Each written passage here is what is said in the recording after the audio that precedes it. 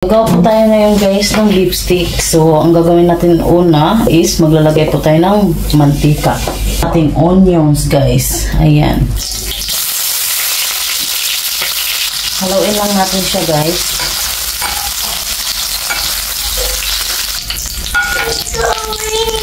Kaya ilagay natin yung lahat.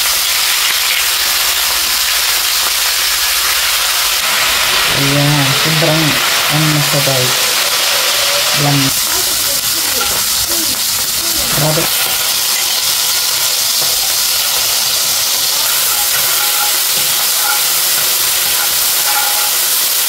Ibalik na natin yung ating beef.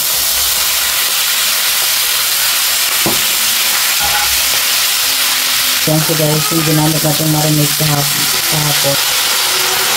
Lagay lang natin yan dyan lahat, yung marinated beef. Maliit lang ang asukal guys. Ilalagay na rin natin yung pinirito nating onions.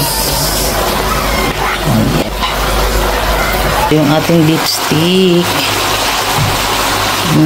Sarap nito guys. Kain tayo.